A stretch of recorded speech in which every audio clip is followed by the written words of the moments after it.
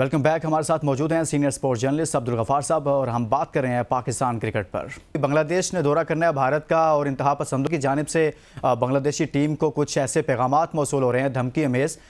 तो इस पर तो बात नहीं होती, लेकिन पाकिस्तान में छोटे छोटे मामलात को लेकर भारत बैठ जाता है, जबकि अपने उनके यहाँ कुछ ऐसी चीज़ें चल रही होती हैं। बिल्कुल देखें, क्योंकि बड़ा बोर्ड है, तमाम पैसा उनके पास है, स्पॉन्सरशिप उनके पास है, ब्रॉडकास्टर उनके हैं, तो देखें ये मामला तो खैर उनके हक में रहेंगे।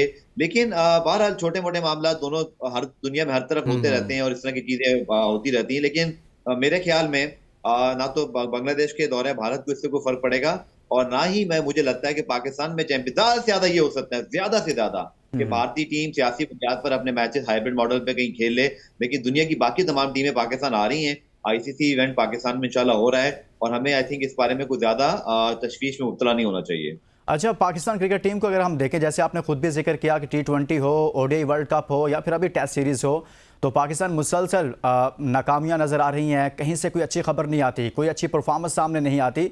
इसकी बुनियादी वजह क्या है? क्या टीम में कोऑर्डिनेशन का फुकदान है, यकजहती नहीं है, एक दूसरे में कहीं ना कहीं ग्रुपिंग है, या फिर और कोई मामलात हैं? देखिए, मामला शुरू होता है टॉप से। जब आपके चेयरमैन बार बार तब्दील होते हैं ना, तो उसके बाद बात ट्रिकल डाउन होके आपकी टीम तक पहुंचती है। किस तरह? जो नया चेयरमैन आता है, आपको याद है रमीज राजा साहब थे, तो बाबर आजम के वो बहुत बड़े फैन थे, बहुत बड़े सपोर्टर थे, उनको उन्होंने बहुत ज्यादा सपोर्ट किया। लेकिन जब नजम सेठी साहब आए तो पहली मरतबा कप्तानी में तब्दीली की बातें हुई। आपको याद होगा अफगानिस्तान के खिलाफ जो शारजा में सीरीज हुई थी, पाकिस्तान हारा भी था, वहां हमने बाबर, रिजवान, शाहीन तीनों को नहीं भेजा था। उसके बाद फिर जका अशरफ साहब आ गए, तो जका अशरफ साहब के आने के बाद ये हुआ कि जी उनके कोचेस भी तब्दील हुए। ग्रांट ब्रैडमैन, मिकी आर्थर ने आखिरी टेस्ट सीरीज जीती हुई थी 2-0 से, लेकिन हमने वनडे की बुनियाद पर टेस्ट में भी उनको फारिग कर दिया। तो ये हमारे मामलात हैं।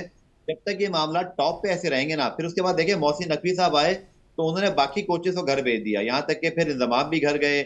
मिकी ये जो आपके मोहम्मद हफीज आए हुए थे, इनको भी घर जाना पड़ा। यासिर फात बेचारे इतने अरसे बाद उनको चांस मिला भी तो एक सीरीज के लिए मिला, फिर शाहीन भी तब्दील हो गए। इन सारी चीजों ने पाकिस्तान क्रिकेट की जो एक यूनिटी है, पाकिस्तान क्रिकेट टीम की जो कंसिस्टेंसी है, उसको बुरी तरह डैमेज किया है। इसीलिए मैं इस पॉइंट पे बार बार एम्फोसाइज कर रहा हूँ कि मोहसिन नकवी साहब हैं या अगर कोई और भी होते, मेरा यही स्टांस रहता कि आप जो शख्सियत आई है उसको तकरीबन 2 साल तो दें आप, ताकि उसके लाए हुए कोचेज, उसका लाया हुआ कप्तान, एक उसको कंसिस्टेंट चांस मिले। बोर्ड के ऊपर कंसिस्टेंसी होगी तो कप्तान, कोचेज, तो खिलाड़ियों में भी कंसिस्टेंसी आएगी। और जब तक ये नहीं होगा, पाकिस्तान क्रिकेट की परफॉर्मेंस पहले ही खराब है और दुनिया की टीमें इस वक्त बेहतर परफॉर्मेंस कर रही है, तो हम और ज्यादा जो है परेशानी का शिकार हो जाएंगे। अच्छा, हम बांग्लादेश सीरीज़ को सामने रखें और फिर सामने इंग्लैंड सीरीज़ को रखें, जो अभी 1 माह बाद तकरीबन वो उसका आगाज़ हो रहा है, तो पाकिस्तान टीम में क्या कोई तब्दीलियों की ज़रूरत है? अगर है तो किस नौयत की तब्दीलियां होनी चाहिए? देखिए, बहुत ज्यादा तब्दीलियों की जरूरत नहीं है। आई थिंक जो बड़ी कॉल आपको लेनी है वो कप्तान के हवाले से है, चूंकि शान की अपनी परफॉर्मेंस बहुत अच्छी नहीं है, टीम मुसलसल 5 मैचेस हार गई, तो 50-50 कॉल है। मेरे ख्याल में मोहम्मद रिजवान के हवाले से जो मीडिया रिपोर्ट्स मौजूद हैं, कहीं ना कहीं बोर्ड इस हवाले से सोच रहा है। बट मैं दोनों तरफ की बात को जो है ना वो एक्सेप्ट करूंगा, चूंकि शान को अगर चांस मिलता है तो वो कंसिस्टेंसी के लिहाज से ठीक है। अगर तब्दीली होती है तो चलिए, शान को अपने चांसेस मिले थे, शायद वो यूटिलाइज नहीं कर सके, दोनों तरफ फेयर कॉल होगी आई थिंक। लेकिन आपको बहुत ज्यादा तब्दीली करने की जरूरत नहीं। देखें, सबसे पहले आप देखें बांग्लादेश के खिलाफ भारत ने कल टेस्ट स्क्वाड की अनाउंसमेंट की। भारत ने हाँ। बांग्लादेश के खिलाफ टेस्ट स्क्वाड में वही काम किया जो वो ऑस्ट्रेलिया के खिलाफ करते हैं, साउथ अफ्रीका के खिलाफ करते हैं, न्यूजीलैंड के खिलाफ करते हैं। यानी कि वो जेन्युइन फास्ट बॉलर हैं।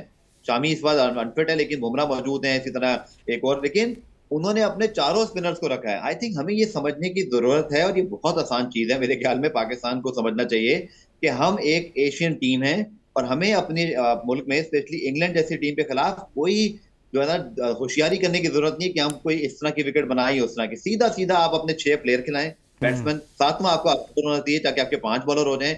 2 जेन्युइन फास्ट बॉलर खिला के अपने 2 जेन्युइन स्पिनर्स के साथ जाएं, यानी कि अबरार हैं तो उनके साथ कोई और। जब तक आप अपने प्लान में क्लियर नहीं होंगे ना, तब तक आपको बड़ी टीमें आपके घर में भी हराती रहेंगी। हमने न्यूजीलैंड के खिलाफ भी, इंग्लैंड के खिलाफ भी, साउथ अफ्रीका के खिलाफ भी, हर टीम के खिलाफ, न्यूजीलैंड के खिलाफ भी कुछ हिकमत अमली बनाई ही नहीं सीधे से। हमारी पिचेस क्या होती है, टीम हम कुछ खिलाते हैं।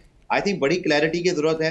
हम एशियन टीम है, हमको ये समझना चाहिए, भारत से सबक सीखना चाहिए, श्रीलंका से सीखना चाहिए। बांग्लादेश को देखें, वो अपने घर में हर बड़ी टीम को हराते हैं। ऑस्ट्रेलिया भी उनसे मार खा के गया है, इंग्लैंड भी मार खा के गया है, न्यूजीलैंड भी उनसे हार के गया है। लेकिन हमें पता नहीं कौन सा कॉम्प्लेक्स हो गया है कि हम कभी फास्ट विकेट बनाना शुरू हो जाते हैं, कभी डेड विकेट। भाई, आप विकेट बनाएं, अपनी बैटिंग पे थोड़ा सा कॉन्फिडेंस करें कि भाई वो स्पिनर्स को खेल सकते हैं। जब वो फास्ट बॉलर को नहीं खेल रहे तो क्या पता स्पिनर्स को भी ना खेलें। हाँ। लेकिन आप अपनी स्ट्रेंथ खेलेंगे ना, तो मेरा ये ख्याल है ज्यादा चेंजेस करने की जरूरत नहीं है। शाहीन नसीम बहुत अच्छे फास्ट बॉलर आपके पास मौजूद हैं। आमिर हम्म। जमाल अगर फिट हो जाए आपका बैलेंस सही हो जाएगा, बाकी आप अपनी फुल स्ट्रेंथ टीम को खिलाएं तो शायद आप इंग्लैंड को हरा भी सकते हैं। आपने इंग्लैंड के खिलाफ 2 रेगुलर स्पिनर्स की बात की है, अबरार अहमद का आपने जिक्र किया। दूसरा स्पिनर कौन होना चाहिए जो पाकिस्तान टीम की इंग्लैंड के खिलाफ नुमाइंदगी करे और पाकिस्तान के लिए बेहतर परफॉर्मेंस देने की सलाहियत रखता है? देखिए, आपने भी मेहरान मुमताज को भेजा था शाहीन सीम के साथ। मैं पीसीबी की सोच के लिहाज से बात कर रहा हूँ कि भाई जिसको आप तैयार करते हो उसको खिलाओ भी तो सही।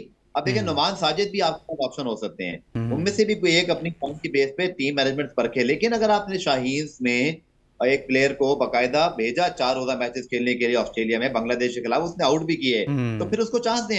वैसे भी अबरार राइट आर्म है, वो लेफ्ट आर्म स्पिनर है, तो आपके पास एक वेरिएशन आएगी। सो जो आपकी सोच है ना, मैं अगेन वही बात करूंगा कि हम्म। बैकअप बोर्ड का काम है बनाना। बोर्ड बैकअप बनाए और उनको खिलाए और फिर हम उसकी परफॉर्मेंस को जज करें। मैं और आप तो ये कह सकते हैं कि इसको खिलाना चाहिए या उसको खिलाना चाहिए, लेकिन बोर्ड उनको चांस भी तो दे। अब हम्म। नुमान साजिद अगर नहीं तो मेरे ख्याल में मेहरान मुमताज, जिसको आपने शाहीन की टीम क्यों बनाई आपने, इसीलिए ना कि हम्म। आपको सीनियर टीम का बैकअप मिले। तो अगर वो हम्म। वहां खेला है तो वो फिर आपकी फर्स्ट चॉइस होनी चाहिए, सेकंड चॉइस। बहुत बहुत शुक्रिया। Senior sports journalist Abdul Gaffar sahab हमारे साथ मौजूद। बात की है पाकिस्तान क्रिकेट पर। चैंपियंस कप पर इस वक्त तैयारियां चल रही हैं और साथ में इंग्लैंड सीरीज़, इंग्लैंड पाकिस्तान आ रहा है, टेस्ट सीरीज़ है और उस हवाले से हमने बात की है। इसके साथ इजाज़त दीजिए और अपना बहुत सारा ख्याल रखिए। अल्लाह हाफ़िज़।